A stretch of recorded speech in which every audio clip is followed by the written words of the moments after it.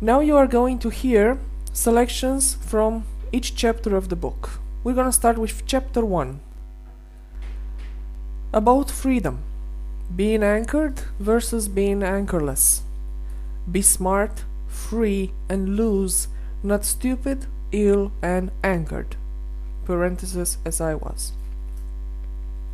The individual freedom is achieved only in the absence of anchors, or the way I call it otherwise, attachments. All the freedom of a human being comes from inside to outside and gets achieved and externalized by the means of relating to other human beings. Let me explain the meaning of anchorless, or the lack of attachment. It is a type of human behavior that puts the human being in the position of being a manager of her or his goods and relationships without getting attached to them. Cast your anchor in God only. Feet on the ground, soul's anchors casted in the sky. Because this way you build a kingdom here on earth and up there in the sky at the same time. Plus, you can enjoy the benefits of them both here and in the other world when it's time for you to go. Usually the anchor does grip best in the emotional holes. Hi, Mom! Come here, I want to talk to you. We gotta record this. Okay. I'm calling for Mom. She has to read her part of the ebook now. So, when you ache for a love or for an emotional fulfillment to resolve your childhood traumas or the humiliations you have suffered during the adulthood, you get yourself the optimum, so to speak, colony of developing emotional attachments. It's like a bacteria. The humiliation leaves bleeding cracks the size of crevasses into the emotional body of a person, if those humiliations were being unfair. Well, you mean, sorry, I'm so sneezy. You mean, there are also fair humiliations? Fair and soul-saving. The Bible talks about it. I am talking about what a human being does to another, not about God. I'm talking about what a person does to a person when the human being, instead of perceiving God's presence in another human being, turns the man into God. Well, let's dwell upon this subject.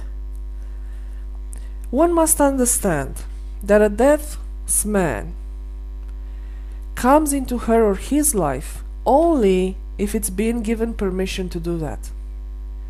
That's why the second level type of anchoring is the most dangerous, because it's similar to self-do, self-have. Only the self-have gets very bad for that person. One has everything he needs to attract the death's man. He or she sends out the energy to attract the executioner, just like a wounded animal attracts the predators. And it attracts the predators with the smell of pouring flesh blood. Hey, it sounds god-awful, but that's the way it is. The quickest way for a person to attract his deathsman or executioner is to confer upon that person qualities and merits that he doesn't really own. To give oneself to him, to idolize him. Yeah, to put him on a pedestal. Or her. That's right. Well, that's something like there's nobody like her or him. She's perfect. He's everything I've ever wanted, you know. She knows everything. He does everything. And so on and so forth. Like perfection. Yeah. Or it can be worse.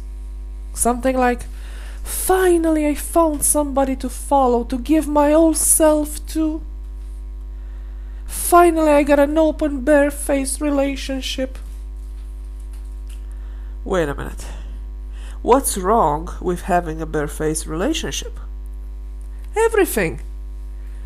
When you allow another human being to know you the way only God should know you, that human being that you empower should have an extraordinary kindness, or should be highly spiritualized, and should be walking on the ascending, positive side of life to hold back herself or himself from taking advantage of the huge power against you, a power that you willingly offered.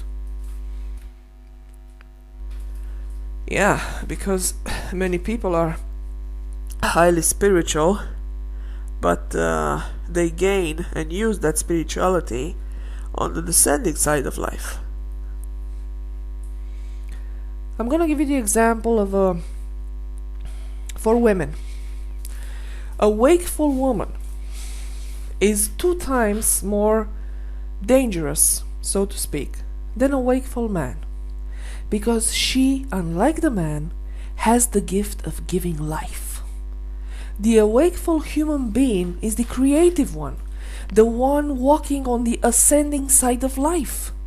Therefore, a wakeful woman has 4 feet, so to speak, instead of 2, walking on the ascending side of life, and this is not convenient for the consumerist society.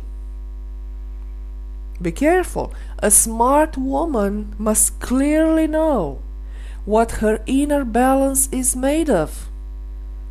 Earthly, sensual love is one thing, and her relationship with God is another thing. Don't mistake them, don't mix them up like I did. Whatever.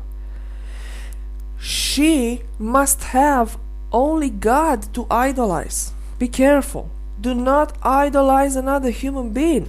Ladies, do not idolize a man, no matter how perfect he is. Only God.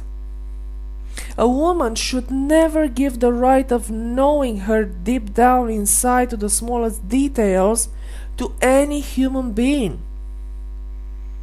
Don't get yourself in the trap of bare-faced relationships. They're not made to last. They're meant to hurt. Be very, very, very careful. And pay attention to this.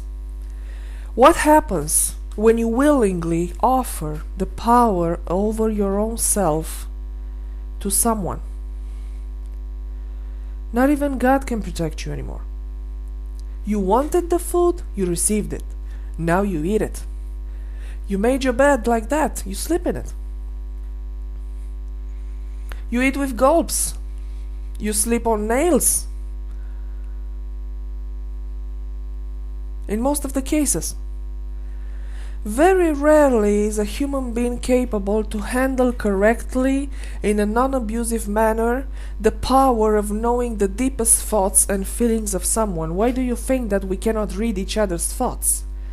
Wow, there are some people who can. Very rare. And from these people who can actually do that, how many use that power on the positive side of life? I will leave that question to answer for you. Okay,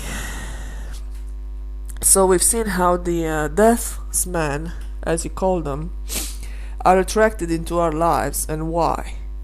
And I think every human being has been involved at least once in their lifetime with this type of relationship, with this type of person. But let's go further. Let's explain how the anchor gets casted, bringing the human being in the misery of lying at the death man's mercy.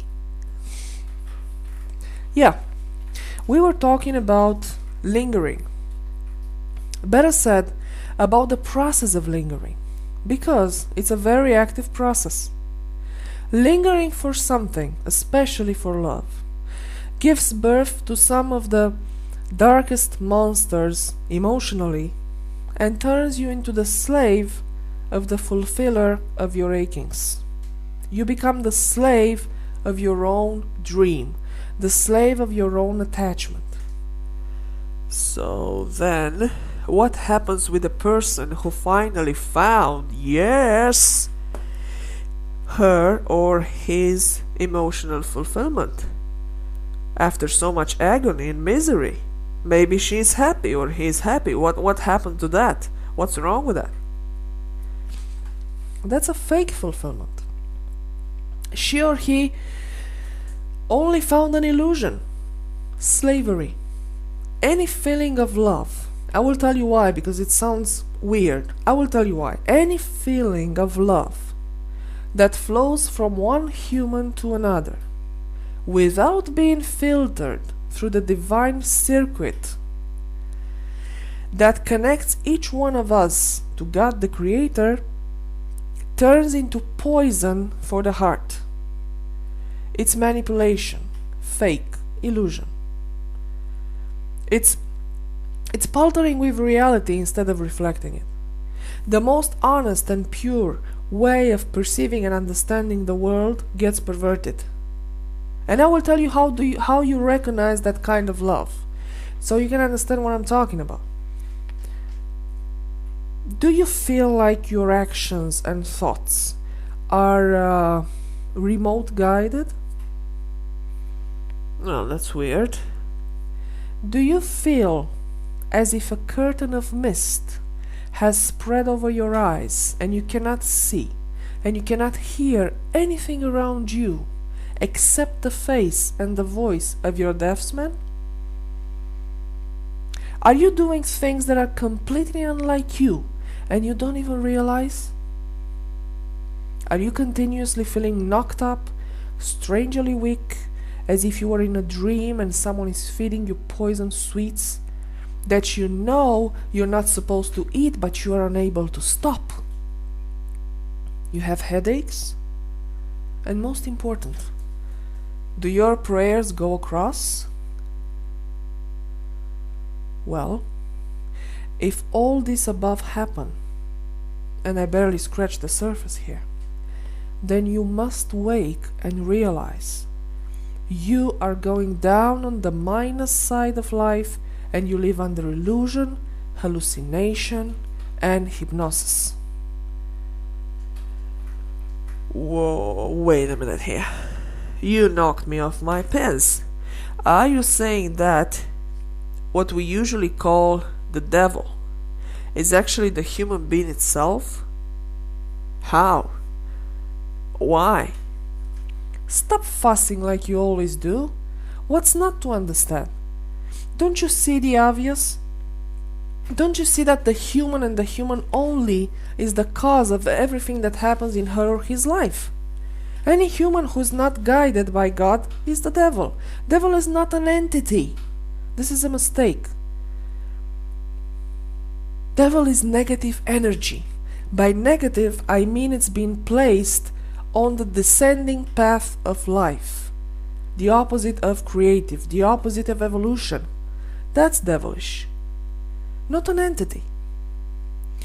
By descending, you mean the minus in mathematics, or do you mean in the evil sense, in the negative sense, like being bad, like being brrr?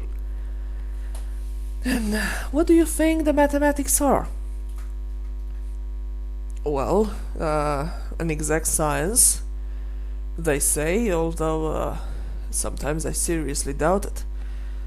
Mathematics are not so exact. Depends how you consider them, which time, which space, what kind of equations. Never mind, just tell me. Just go on. Your doubt is right. Maths are the science of balancing and keeping in balance the spaces and time's energies. That balancing is maintained through the basic arithmetic operations. Everything that follows is just torture for the profane minds. So, let me see if I get this straight. The devil is the minus from maths. or the matter as opposed to energy. Okay, Marie, let's give a concrete example. The human being as a devil and the human being as being guided by God. How can one person, one normal person, one everyday person, like your readers, like anybody out there on the street, how can they possibly tell the difference between these two types of human beings when they meet a person? How can they say, okay, this person is on the positive side of life or ascending side of life, as you name it, and the other person is negative, is the devil, it's a consumerist, it's not creative? Well, you can tell a human being as a devil immediately. It's the consumer, just like you said. It's the parasite. It's the profiteering. It's the one who lives off the work, talent, and effort of another person. There is also the self-abuser. It is also the one who consumes his or her own self. This abuser is consuming the God inside instead of growing him up. The human grows up God. The human grows up the God inside him, yes, by feeding God with faith and creative work. Oh, I see. The self-abuser or the self-eater wipes her or himself out of the book of life because he or she defalcates creation and creator. This type of person can never become an active part of the creation process and can never even support the creation process as a passive entity. So what's left for this type of person to do? I mean, what's the purpose of such a I almost said I was about to say about this creature. That's not nice. What is the purpose of this kind of person? Well, there's only one. Recycling. Bless the heart of the one who calls God to witness for him so he can hide the devil from inside. Blessed the heart of that one. Yeah, not so much as hiding it, but to do harm under the false pretense of sainthood and purity. Yeah, we've known such people. So basically, you've learned positive lessons by means of negative ways, but how is that possible, Mary? It's a big contradiction here. Can you explain it? It is possible in two ways. Number one, by cheating. The fake God that I've told you about. Number two, my own core, my deep self was fundamentally good. Therefore, the source of my actions was positive. That's a kind of purity that can be neither fouled nor perverted. When I was in danger of getting perverted, God opened my eyes and made me understand the real nature of the human channel, wherefore I was receiving my wonderful, so to speak, knowledge and wisdom. But what you must understand is that He helped me because I wanted to be saved. I understood that I had forgotten about God because I idolized a human being and I repented of it. Happily, I came to know that even knowledge, when it comes with a negative mark, if it gets in contact with a pure soul, it gets purified. The knowledge coming with a negative mark, if it gets in contact with a pure soul, it gets purified. Remember this. Yeah, and all it's left, it's the bare information, which is neutral, neither positive nor negative. Its polarity actually depends on the way it will be used. That's what you want to say, right? That's what I want to say. Hey, listen, how is the thing with the attachment to various things? I mean, let's put aside for a while the human beings and the relationships, and let's get to the material stuff. Assuming that a human being gets hooked. Wait. The worst anchoring a person can develop, other than to another person, is the anchoring to an idea. Is that why religion has so much power over people? Because it's certainly the most complex and influential mixture of ideas that humankind ever developed. Aha! Look who's waking up. Marie, that sounds like an insult, not like a compliment. I'm not insulting you, Mom. I'm waking you up. So, the only real, viable, healthy redemption comes only from what you used to call the God from inside every one of us. The little God, which is a component of the big, the Creator God. One single, unique Creator, split into many little creators, each one of them having the same quality and structure as the big Creator. I see. That is similar to what you call at some point in this book, quote, the God made of multiple units of energy.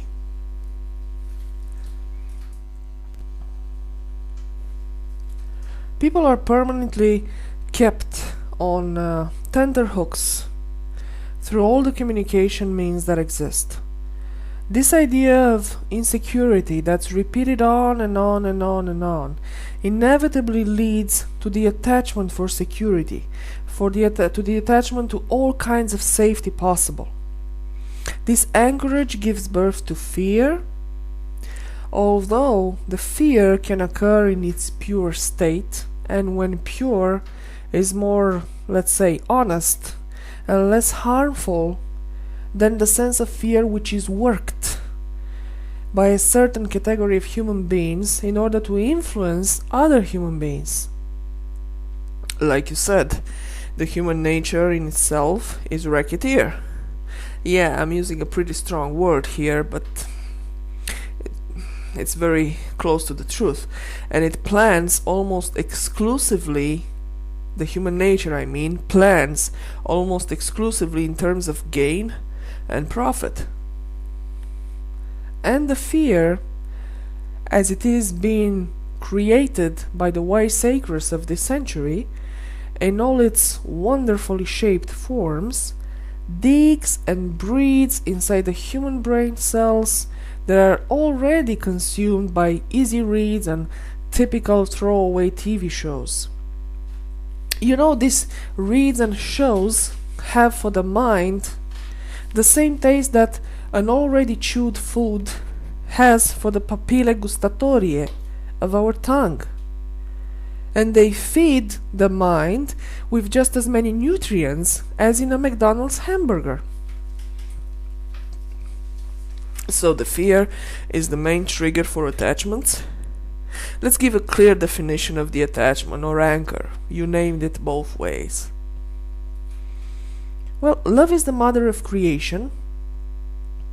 Fear is the mother of consumerism.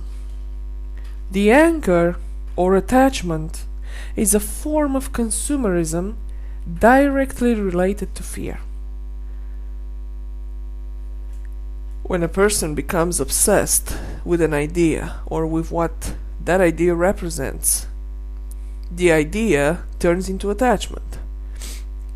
For instance, the idea of a perfect, barefaced relationship. Wow, you keep giving this example.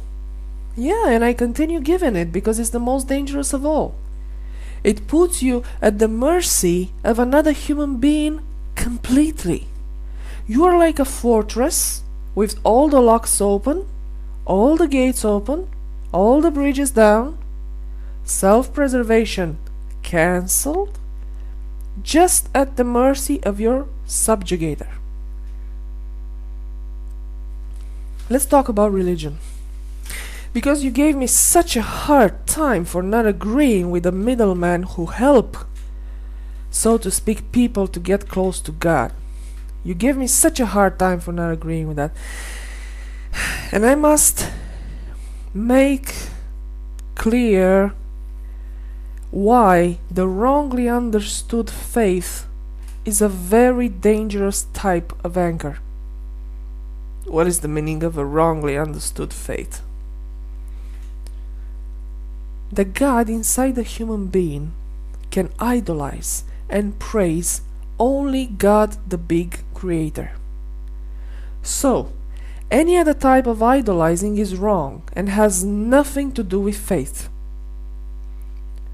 Oh, I get it. That's an interesting way of stating this question. I never thought about it. But I must insist. People are very strongly religious.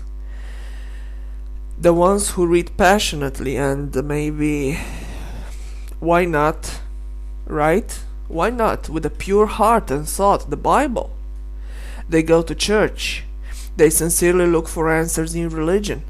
They listen to the priests and follow their words like the law, because they consider the priests as being the gifted messengers of God on earth. These people, these kind of people, are totally into these things. So, they are strongly religious. Well, these people, as you describe them, they make the following mistake, which is too bad they make it, because, like you said, some of them have a pure heart, and they mean well, and they have good intentions. But they make one mistake. They focus on the means instead of focusing on the purpose. What do you mean? I mean, what is the purpose of all their undertakings in searching and understanding religion? Just like you say they do. Redemption, I think. It's the only thing that comes to my mind, and the only logical purpose which I can see for such undertakings. This cold is killing me. Very few of them have this purpose, you know. Think it better. Aren't they actually driven by fear? The purpose of religion is to be a guide for freedom for all the people. It is a guide. It is not a postulate, not an axiom. This is what most of the people don't understand. That's why they mistake the means with the purpose. They put their trust in the postulate, which leads to attachment, instead of seeing it as it truly is, a point of view. And the sustaining point. Sustaining comes from the inside. It comes from the inside God, who doesn't need axioms to be understood and reached. One only needs to free his mind of all these axioms and empty talks and search with trust in oneself and faith in God. He or she will find inside everything they need. You know, Marie, I was once praying for you. Only once? Well, I'll tell you what happened one time when I was praying for you. And you want to know what the answer to my prayer was? What? Why do you look above when I am among you?